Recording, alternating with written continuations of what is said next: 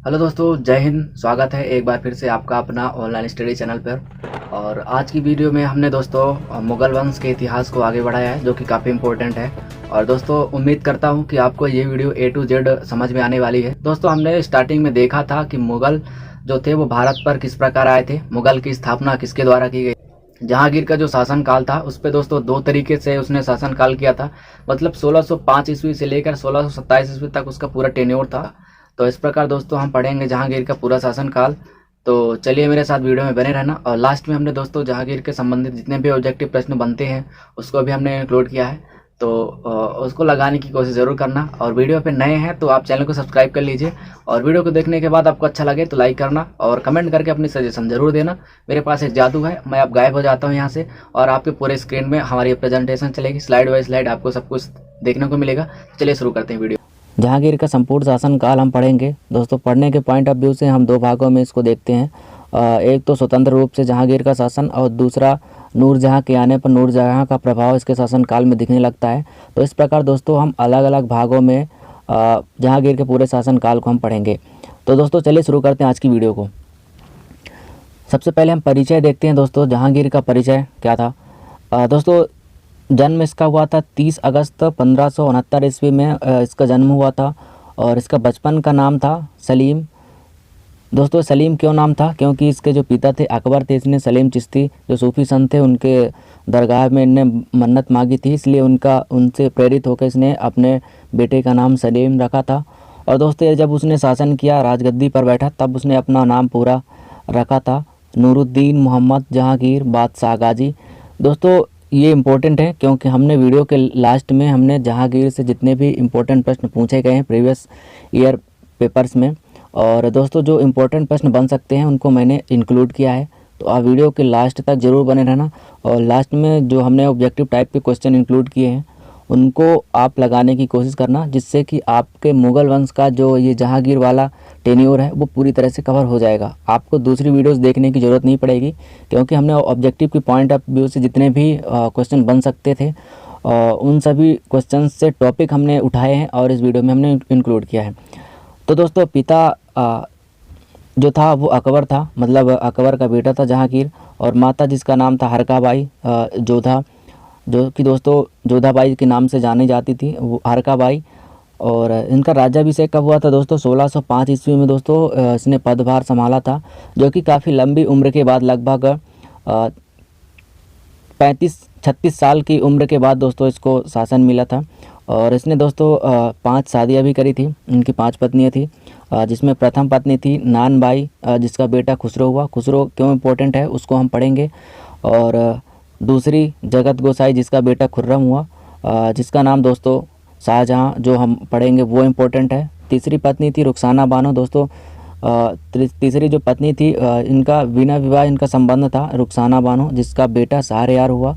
फिर चौथी पत्नी थी जो सलमा बानो, जिसका बेटा परवेज़। और जो पाँचवीं जो काफ़ी इम्पोर्टेंट पत्नी थी इसकी, नूरजहाँ। नूरजहाँ जो कि विधवा थी, विधवा से पहले इनका जो पति था उसकी बेटी थी लाडली बेगम, जो कि काफ़ी इम्पोर्टेंट रोल है जहांगीर के शासनकाल में। तो इस प्रकार दोस्तों इनका परिचय हमने देख लिया एक नज़र में। जहांगीर का पूरा परिचय है जो कि काफ़ी इंपॉर्टेंट है। यहीं से दोस्तों 1 या 2 नंबर के प्रश्न पूछ लिए जाते हैं, जैसे उनका पूरा नाम पूछ लिया जाए, या फिर बचपन का नाम पूछ लिया जाता है, या फिर उसके पिता का नाम कुछ भी पूछ लिया जाता है, या 5वीं पत्नी जो नूरजहाँ थी उनके बारे में पूछ लिया जाता है। तो ये इंपॉर्टेंट है, यहाँ से आप याद रख सकते हैं। इसके बाद दोस्तों हम देखेंगे कि जहांगीर का जो प्रारंभिक जीवन था वह किस प्रकार था। तो जहांगीर का प्रारंभिक जीवन दोस्तों कुछ इस प्रकार था कि जो कि दोस्तों आपने देखा कि 30 अगस्त 1569 ईस्वी में इनका जन्म हुआ था और 1605 ईस्वी तक में यह आके इसको राजगद्दी मिली थी। मतलब 30 से 35 उम्र की होने के बाद इसको राजगद्दी मिली थी। तो इसका जो बेटा था खुसरो, इसका जो बेटा था खुसरो, वो अपने मन में यह सोचने लगा कि जब 30 से 35 साल की उम्र में मेरा पिता राज्य करने के लिए बैठा है तो फिर मुझे शासन करने के लिए मौका नहीं मिलेगा। इसलिए दोस्तों प्रारंभिक जीवन में खुसरो ने विद्रोह किया, जो 1 साल बाद ही 1606 ईस्वी में इसने विद्रोह किया। तो शासन बनने के लिए विद्रोह किया दोस्तों 1606 ईस्वी में, यानी 1605 ईस्वी में राजगद्दी पर बैठता है और 1 साल बाद खुसरो ने विद्रोह किया खुद के पिता से।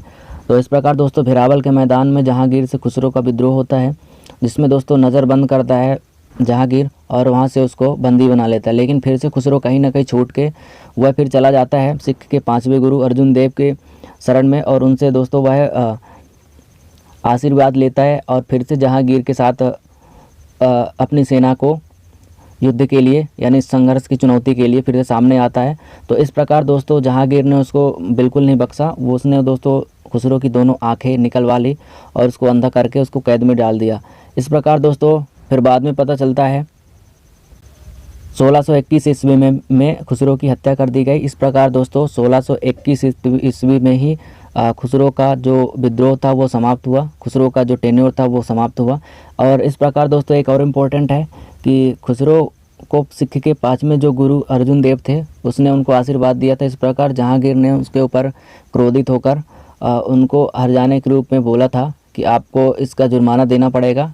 तो उन्होंने ये अपनाया नहीं था, इसलिए 5वें जो गुरु थे अर्जुन देव थे उनकी भी उनको फांसी दे दी गई। तो इस प्रकार ये परीक्षा में प्रश्न पूछ लिया जाता है कि सिख के 5वें गुरु अर्जुन देव को किस मुगल शासक ने फांसी की सज़ा दी थी। तो यहाँ पर इम्पोर्टेंट हो जाता है, तो सही उत्तर याद रखना, जहांगीर ने सिख के 5वें गुरु अर्जुन देव की हत्या करी थी। और दोस्तों इसी प्रकार एक और सिख के जो 9वें गुरु थे तेग बहादुर, जिसको औरंगजेब ने फांसी दी थी, तो ये काफ़ी इम्पोर्टेंट है। इस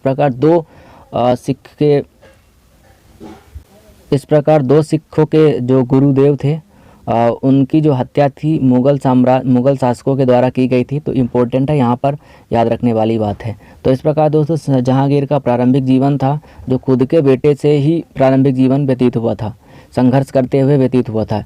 इसके बाद हम देखेंगे दोस्तों दक्षिण विजय इसने स्टार्ट कर दिया था। क्योंकि दक्षिण विजय क्यों इम्पोर्टेंट है, क्योंकि भारत का जो दक्षिणी एरिया था वहाँ पर कुछ ऐसे शासक थे जिनसे मुग़लों का काफ़ी संघर्ष चल रहा था और कई बार दोस्तों मुग़लों को हारना भी पड़ा था दक्षिण एरिया से। तो वहाँ पर दोस्तों ये क्यों इम्पोर्टेंट है, और उस समय पर देखते हैं कि अहमदनगर का जो वज़ीर था वो मलिक अंबर था। वह काफ़ी शक्तिशाली और ताकतवर शासक था जिसने दोस्तों मुग़ल साम्राज्य को कई बार पीछे किया था, यानी पराजित किया था। तो वहाँ पर दोस्तों वह खुद ना जाकर खुर्रम को भेजता है। खुर्रम वही जो बाद में शाहजहाँ की उपाधि दी गई थी उसको भेजता है मलिक अंबर के साथ संघर्ष करने के लिए। खुर्रम भी काफ़ी योद्धा था और वह जाता है दक्षिणी एरिया पे और मलिक अंबर को पराजित करता है। तो इस प्रकार पराजित किया तो जहांगीर ने दोस्तों खुश होकर खुर्रम को वहाँ पे शाहजहाँ की उपाधि से नवाजा था, जो कि काफ़ी इम्पोर्टेंट है। इस प्रकार याद रखने वाली बात है दोस्तों, शाहजहाँ की उपाधि खुर्रम को दी गई थी, जो किसने दिया था, जहांगीर ने दिया था दक्षिण विजय के उपरांत। तो इस प्रकार यहाँ पर याद रखने वाली बात है। तो यहाँ से दोस्तों प्रश्न पूछ लिया जाता है परीक्षा में, इसलिए ये इम्पोर्टेंट है। और इसके बाद दोस्तों हम देखेंगे मेवाड़ विजय भी किस प्रकार शासन में उसके प्रभावित था। तो दोस्तों मेवाड़ का जो चित्तौड़ का राजा था महाराणा प्रताप सिंह, वो जो दोस्तों अकबर के शासन काल में उसकी मृत्यु हो गई थी। इसका बेटा दोस्तों अमर सिंह था, वह मेवाड़ का शासक था। वो दोस्तों राजपूत शासक थे जो कि काफ़ी शक्तिशाली थे। इनका संघर्ष मुग़लों से काफ़ी दिनों से चला आ रहा था। तो दोस्तों मेवाड़ पर दोस्तों इन्होंने विजय पाने में सफलता हासिल करी थी। तो इस प्रकार दोस्तों जहांगीर मेवाड़ के विरुद्ध अभियान चलाया उसको जीतने के लिए, लेकिन अमर सिंह ने उसकी स्वाधीनता स्वीकार नहीं करी। इसके बाद दोस्तों 1613 ईस्वी में जहांगीर ने एक बार फिर से खुर्रम को मेवाड़ पर आक्रमण करने के लिए भेजता है और दोस्तों इस प्रकार खुर्रम ने मेवाड़ को विजय प्राप्त कर लिया। दोस्तों खुर्रम जो था वह मेवाड़ पर विजय तो हासिल नहीं कर पाया था, लेकिन वहाँ की जो फसल थी उसको काफ़ी नुकसान पहुँचाया और काफ़ी जनहानि भी पहुँचाई थी। इससे दोस्तों परेशान होकर वहाँ का जो राजा था अमर सिंह था वह उसने आपस में संधि करने के लिए सोचा। तो इस प्रकार दोस्तों मेवाड़ मुग़ल की संधि 1615 ईस्वी में हुई थी, जिसमें दोस्तों काफ़ी शर्तें रखी गई थी, क्योंकि दोस्तों राजपूत शासक थे और काफ़ी संघर्ष के बाद ही मुग़लों में विलय हुआ था इनका। तो इसलिए इन्होंने दोस्तों आपस में कुछ संधि रखी थी, जैसे कि आपस में वैवाहिक संबंध नहीं बनाना है। ऐसा दोस्तों मेवाड़ के शासकों के द्वारा कहा गया था कि हम आपकी स्वाधीनता स्वीकार करते हैं, लेकिन हमारा मुग़लों का और राजपूतों का आपस में कोई वैवाहिक संबंध नहीं होगा। जो पुत्र करण सिंह था अमर सिंह खुद मुग़ल के दरबार में नहीं गया था, बल्कि अपने पुत्र कर्ण सिंह को मुग़ल के दरबार में भेजा था। ये दोस्तों दो संधि की शर्तें थी। और जो मुग़ल थे उन्होंने भी एक चित्तौड़ का जो किला था वो राणा को दिया था, लेकिन शर्त रखी गई थी कि इसकी मरम्मत या सुदृढ़ नहीं बनाया जाए। तो इस प्रकार दोस्तों ये मेवाड़ और मुग़ल की संधि से ये 3 शर्तें थी जो काफ़ी इम्पोर्टेंट है, जो कि याद रखने वाली बात है। इसके बाद दोस्तों हम पढ़ते हैं नूरजहाँ से विवाह हुआ 1611 में। यहाँ पर दोस्तों 1611 के बाद जो जहांगीर का शासनकाल था, वहाँ पर जो था कि नूरजहाँ का पूरा प्रभाव उनके शासनकाल में दिखाई देने लगा था। दोस्तों नूरजहाँ का बारे में हम थोड़ा सा पढ़ते हैं कि उनका जो वास्तविक नाम था वह मेहरुन्निसा था। इनका विवाह दोस्तों पहले अली कुली बेग से हुआ था। दोस्तों अली कुली बेग भी काफ़ी योद्धा था। उसने एक बार शेर को मार दिया था, शेर को मतलब पराजित कर दिया था, जिससे जहांगीर ने दोस्तों उससे खुश होकर शेर ए अफ़गान की उपाधि से नवाजा था, जो कि काफ़ी इम्पोर्टेंट है। उस समय पर दोस्तों नूरजहाँ को वह जानता नहीं था और उसकी खूबसूरती के बारे में जहांगीर को पता नहीं था। बाद में जहांगीर को पता चलता है कि नूरजहाँ का जो पति था अली कुली बेग, उसकी हत्या कर दी जाती है। और फिर बाद में दोस्तों नूरजहाँ को देखता है और उसने दोस्तों जहांगीर ने विधवा मेहरुन्निसा से विवाह करने का प्रस्ताव किया और बाद में दोस्तों विवाह भी करता है। पहले उसने दोस्तों नूर महल की उपाधि दी थी, मतलब महल की रोशनी, और फिर उसने दोस्तों नूरजहाँ की उपाधि दी थी, जो कि मेहरुन्निसा का उपाधि के द्वारा मेहरुन्निसा की दोनों उपाधि दी गई थी। नूरजहाँ यानी संसार की रोशनी। इस प्रकार दोस्तों जहांगीर के शासनकाल में नूरजहाँ का प्रभाव यहाँ से स्टार्ट होता है। जैसे ही नूरजहाँ का विवाह हुआ जहांगीर के साथ, तो इस प्रकार दोस्तों नूरजहाँ का जो अलग अलग गुट हो गया, उसमें भी अलग अलग गुट में जैसे उनके साथ हो गए मिर्ज़ा व्यास बेग नूरजहाँ के पिता, अस्मत बेगम माता, अशरफ खान भाई, खुर्रम शाहजहाँ। जो शाहजहाँ था उनका दोस्तों अलग गुट हो गया और जहांगीर का अलग गुट हो गया। तो दोस्तों जहांगीर को पता चलता अली कुली बेग से जो पुत्री थी दोस्तों जिसका नाम था लाडली बेगम, उसका विवाह दोस्तों नूरजहाँ ने शाहरयार जो रुखसाना बानो का बेटा था शाहरयार से करने की योजना बनाई और उसको भी उसने दोस्तों अगला शासक के रूप में बनाने की योजना बनाई थी। इस प्रकार दोस्तों जो खुर्रम था, शाहजहाँ था, इससे चिढ़ने लगा कि मेरे रहते जो शाहरयार है वह किस प्रकार शासक बन सकता है। तो यह दोस्तों खुर्रम जो था वह क्रोधित होकर शाहजहाँ था वह क्रोधित होकर 1623 में विद्रोह करता है। और इस प्रकार एक और विद्रोह होता है दोस्तों महावत खान का विद्रोह, जो 1626 ईस्वी में, जो कि नूरजहाँ के शासनकाल में ये सब देखने को मिलता है। तो इस प्रकार दोस्तों अलग अलग गुटों में बढ़ गया था। दोस्तों एक इम्पोर्टेंट बात है, जो चित्रकला और स्थापत्य कला में स्थान क्या था। जहांगीर का काल जो था दोस्तों चित्रकला का स्वर्ण युग कहा जाता है। मंसूर नादिर उल अस्त्र एक ऐसे व्यक्ति थे जो पक्षी विशेषज्ञ के रूप में जाने जाते थे। व्यक्ति विशेषज्ञ में दोस्तों अबुल हसन नादिर उल जमा और नूरजहाँ ने इस्माद-उद-दौला का मकबरा आगरा में बनवाया, जो कि पूर्णतः सफ़ेद संगमरमर से निर्मित है, जो कि दोस्तों साहित्य में इनका स्थान काफ़ी इंपॉर्टेंट है। उस समय पर जो चित्रकला थी वह काफ़ी चरम सीमा पर थी। तो कभी कभी परीक्षा में ये प्रश्न पूछ लिया जाता है कि मुग़ल काल का कौन सा शासक था जिसके शासनकाल में चित्रकला अपने स्वर्ण चरम सीमा पर थी। तो जहांगीर का शासनकाल यहाँ पर आपको याद रखना है। दोस्तों जहांगीर की मृत्यु होती है, उसका मकबरा शाहदरा लाहौर में बनाया जाता है। और इनके बारे में इम्पोर्टेंट बातें जानते हैं कि जहांगीर जो था एक उच्च कोटि का लेखक था। उसने अपनी आत्मकथा तुजुक ए जहांगीरी फारसी में लिखी थी और बाद में इसने दोस्तों मोहम्मद हादी ने इसे पूरा किया था। इस प्रकार दोस्तों ये इनका साहित्य में स्थान था। जहांगीर से संबंधित कुछ और महत्वपूर्ण बिंदुओं देखते हैं दोस्तों, जैसे कि जनता को न्याय दिलाने के लिए जहांगीर ने दोस्तों सोने की जंजीर आगरा किले में लगवाया था, जो कि काफ़ी इम्पोर्टेंट है। और अछूत प्रथा के खिलाफ भी दोस्तों इसकी सकारात्मक प्रतिबद्धता थी और धार्मिक सहमति भी इसकी काफ़ी सद्भावना थी। मतलब जो धार्मिक कार्य थे इसको दोस्तों प्रोत्साहित करना था किया था, जो कि काफ़ी इम्पोर्टेंट बात है इसके लिए। दोस्तों अनारकली से प्रेम के संबंध में कहा गया एक वाक्य। अनारकली दोस्तों कौन थी, पहले इसके बारे में हम देखते हैं, जो कि दोस्तों मुग़ल आज़म फिल्म में दोस्तों आपने अनारकली के बारे में देखा होगा, जो कि कई सारी कहानियाँ प्रचलित है। अकबर के दरबार में दोस्तों अनारकली नाम की एक नृत्यांगना थी, जिससे दोस्तों सलीम जो था उसका झुकाव काफ़ी ज़्यादा हो गया था और बाद में ये पता चलता है कि अपना अधिकांश समय जो था, दिन का अधिकांश समय था, वो अनारकली के प्रति व्यतीत करता था। इस प्रकार दोस्तों जो उसका पिता अकबर था वो चिढ़ने लगा और उनको दोस्तों, अनारकली को दोस्तों उसने अपने देश से बाहर, देश की सीमा से बाहर निकाल दिया, मतलब अफ़गानिस्तान वाले एरिया में भेज दिया। तो इस प्रकार जो सलीम था वो बिल्कुल अलग हो गया। तो बाद में पता चलता है कि अनारकली की मृत्यु हो जाती है और उनका मकबरा दोस्तों बनवाता है उसने, और उस मकबरे में उसने लिखवाया था कि अगर एक दिन की भी मोहलत मिल जाती मुझे अनारकली से मिलने की, तो मैं अपनी क़यामत के दिनों तक अल्लाह का शुक्रगुजार होता। ये दोस्तों अनारकली के प्रेम के संबंध में यह बातें लिखी गई थी उनके मकबरे में, जो कि लाहौर में 1615 ईस्वी में बनवाया गया था। और इसमें ये वाक्य लिखा गया है, जो कि अनारकली से प्रेम के संबंध में यह काफ़ी इम्पोर्टेंट बातें थी, जो कि इससे पता चलता है कि कितना प्रेम करता था वह अनारकली से। तो ये दोस्तों इम्पोर्टेंट था, जहांगीर के संबंध में पूरा डिटेल से हमने पढ़ लिया।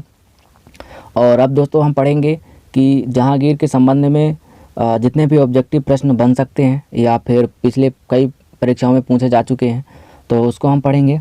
जैसे कि पहला प्रश्न हम देखते हैं दोस्तों, जहांगीर कौन था? ये इम्पोर्टेंट है। या क्या ये पहला मुग़ल सम्राट था, चौथा मुग़ल, सातवां या आखिरी? तो इस प्रकार दोस्तों आपने देखा है कि हमने पहले स्लाइड में अपने आपको बता दिया था, मुग़ल साम्राज्य का जो चौथा शासक था वो जहांगीर था, जो कि यहाँ पर ऑप्शन बी बिल्कुल सही उत्तर हो जाएगा। दूसरा प्रश्न है, सम्राट जहांगीर का जन्म का नाम क्या था? जो कि हमने दोस्तों पढ़ा चुका है, नूरुद्दीन, मोहम्मद सलीम, अकबर, शाहजहाँ या बाबर? तो यहाँ दोस्तों ऑप्शन ए नूरुद्दीन मोहम्मद सलीम था, जो कि काफ़ी इम्पोर्टेंट है। और दोस्तों इसका पूरा नाम नूरुद्दीन मोहम्मद जहांगीर बादशाह गाजी। इसने दोस्तों पहली बार गाजी का टाइटल एक्सेप्ट किया था। इस प्रकार यहाँ पर सही उत्तर हो जाएगा उसका ऑप्शन ए। तीसरा प्रश्न है, जहांगीर ने मुग़ल साम्राज्य का काबिज़ी किस सदी में किया था? जो कि काफ़ी इम्पोर्टेंट है, ये परीक्षा में पूछा जा चुका है। तो यहाँ पर सही उत्तर हो जाएगा दोस्तों 17वीं सदी, जो कि इम्पोर्टेंट है, जो कि यहाँ पर सही उत्तर हो जाएगा ऑप्शन सी। इसके बाद चौथा प्रश्न है, सम्राट जहांगीर के पिता कौन थे? जो कि ये प्रश्न पूछा जा चुका है। तो दोस्तों सम्राट जहांगीर किसका बेटा था? तो यहाँ पर सही उत्तर हो जाएगा दोस्तों अकबर। जो कि अकबर किसका बेटा था दोस्तों? हुमायूं का। हुमायूं किसका बेटा था? बाबर का। जो कि यहाँ पर याद रखने वाली बात है। और जहांगीर का बेटे के नाम कौन था? तो दोस्तों ये था शाहजहाँ, जिसका बचपन का नाम खुर्रम था, जो कि इम्पोर्टेंट है, यहाँ पर याद रखने वाली बात है। जहांगीर की पत्नी और उनके शासनकाल में जो महत्वपूर्ण प्रभाव डालने वाली कौन सी प्रमुख रानी थी? देखो दोस्तों ये प्रश्न पूछ लिया गया, जो कि इम्पोर्टेंट है। हमने नूरजहाँ के बारे में पढ़ा था, जिसका प्रभाव दोस्तों जहांगीर के शासनकाल में काफ़ी पड़ता है। तो यहाँ पर ऑप्शन ए जो था नूरजहाँ, जिसका बचपन का नाम था मेहरुन्निसा, जो कि यहाँ पर सही उत्तर हो जाएगा। इसके बाद छठवां प्रश्न देखते हैं, कला और संस्कृति के संदर्भ में जहांगीर के किस विशेष प्रसंग में प्रसिद्धि है? जो जहांगीर का शासनकाल था वो किस विशेष प्रसंग के लिए प्रसिद्ध था? तो यहाँ पर दोस्तों आपने देखा है कि जो जहांगीर का शासनकाल था वो कला के क्षेत्र में, पेंटिंग के क्षेत्र में काफ़ी इम्पोर्टेंट था। मिनिएचर पेंटिंग की प्रोत्साहन दोस्तों इन्होंने काफ़ी चरम सीमा पे थी। तो ड्राइंग जो था दोस्तों इनके चरम सीमा पर था, मतलब काफ़ी प्रचलित थी। तो इस प्रकार यहाँ पर ऑप्शन बी मिनिएचर पेंटिंग की प्रोत्साहन यह विशेष प्रसंग था जहांगीर का शासनकाल। सातवां देखते हैं, जहांगीर के शासनकाल में किस यूरोपीय शक्ति ने मुग़ल साम्राज्य के साथ व्यापार संबंध स्थापित किए? जब जहांगीर का शासनकाल चल रहा था तो कौन सी यूरोपीय शक्ति थी जो भारत के साथ व्यापारिक संबंध स्थापित किए थे? तो यहाँ पर सही उत्तर होगा दोस्तों ऑप्शन ए पुर्तगाल। पुर्तगालों ने दोस्तों जहांगीर के शासनकाल में भारत के साथ व्यापार संबंध स्थापित करने की योजनाएं बनाई थी। जहांगीर द्वारा लिखित उनकी जो आत्मकथा थी उसका क्या नाम है? और उनके जीवन में शासनकाल के बारे में जानकारी मिलती है, वह कौन सी आत्मकथा है जिससे उनके जीवन और शासनकाल के बारे में जानकारी मिलती है? तो दोस्तों कौन सी है? जो हमने देखा दोस्तों जहांगीरनामा है, जिससे दोस्तों हमें जानकारी मिलती है जहांगीर के पूरे शासनकाल के बारे में। और नौवां प्रश्न है दोस्तों, जहांगीर के बारे में किस विशेष चीज़ के प्यार के लिए प्रसिद्ध है जिसकी उपभोग पर उन्होंने अपने दरबार में प्रतिबंध लगा दिया था? तो दोस्तों यहाँ पर उनके दरबार में जो ऑप्शन डी पान था उसको पूरी तरह प्रतिबंध लगाया था, जो कि यहाँ पर ऑप्शन डी सही उत्तर हो जाएगा। जहांगीर का निधन किस वर्ष में हुआ था? तो यहाँ पर दोस्तों निधन के बारे में पूछा गया था, तो ऑप्शन बी 1627 ईस्वी में जहांगीर का निधन हुआ था, जो कि काफ़ी इम्पोर्टेंट है। इस प्रकार दोस्तों हमने 10 प्रश्न इंक्लूड किया था, जो कि मोस्ट इम्पोर्टेंट हैं। जहांगीर के शासनकाल से प्रश्न इनसे बाहर नहीं जाएंगे। यदि आपने वीडियो को अभी तक देखा है तो वीडियो को लाइक ज़रूर करना और सब्सक्राइब नहीं किया तो सब्सक्राइब कर लेना। मिलते हैं अगली वीडियो में एक मुग़ल साम्राज्य का 5वां शासक को लेकर, जिसका नाम था शाहजहाँ। उसको हम देखेंगे अगली वीडियो में। तब तक के लिए जय हिंद, धन्यवाद।